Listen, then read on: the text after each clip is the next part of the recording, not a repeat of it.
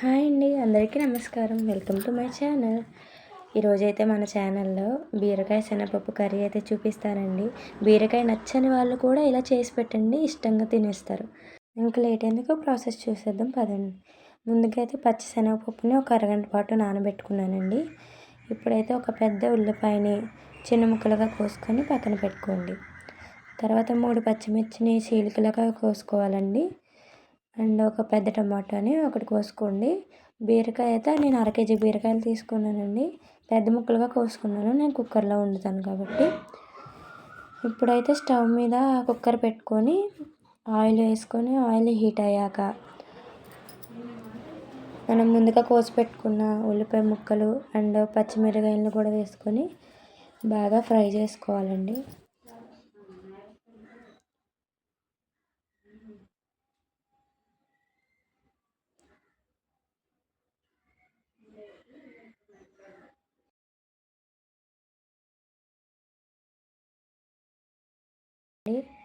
Golden brown colour వచ్చే వరకు.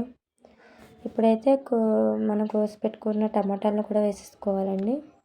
ఆ టమాటా సాఫ్ట్గా అయ్యే వరకు మగ్గించుకొని అందులోనే బీరకాయ ముక్కలు మొత్తం వేసేసుకొని మనం ముందుగా నానబెట్టుకున్న శనగపప్పును కూడా వేసేసుకోవాలండి.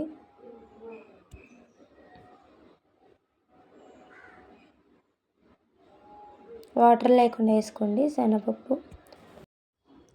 ఇప్పుడు ఇందులోనే కొద్దిగా పసుపు, రుచికి సరిపడా ఉప్పు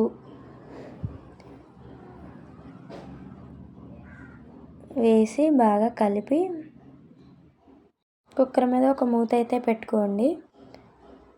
బీరకాయలోంచి ఇలా వాటర్ వచ్చి నూనె అంతా పైకి తేలుతున్నప్పుడు అందులో రుచికి సరిపడినంత కారం, మీ కారానికి తగినట్టు వేసుకోండి. బాగా కలుపుకోవాలండి ఒకసారి. ఇప్పుడైతే ముక్కలు మునిగే వరకు వాటర్ పోసుకోండి. అంటే మీ గ్రేవీ కన్సిస్టెన్సీ బట్టి మీరు వేసుకోవచ్చండి.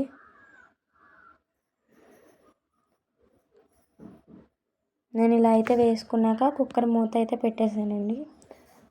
పెట్టేసి విజిల్స్ వచ్చేసాక ఒక 3 విజిల్స్ వస్తే సరిపోతుందండి. స్టవ్ ఆఫ్ చేసి ప్రెషర్ అంతా పోయాక మూత తీసి చూస్తే ఇలా ఉందండి.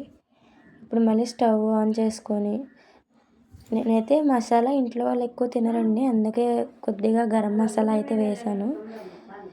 మీకు నచ్చిన మసాలాలు అయితే వేసుకోవచ్చు. ఒకసారి మొత్తం బాగా కలుపుకొని ఇదంతా దగ్గరికి అయ్యే వరకు ఉంచుకుంటే సరిపోతుందండి. మీకు నచ్చిన కన్సిస్టెన్సీ వచ్చే వరకు ఉంచుకొని స్టవ్ ఆఫ్ చేసేయాలండి. అంతేనండి, ఎంతో టేస్టీ, అందరికీ నచ్చే బీరకాయ పచ్చి శనగపప్పు కర్రీ అయితే నేను చూపించానండి. ఇంకో మంచి వ్లాగ్తో మళ్ళీ కలుసుకుందాం.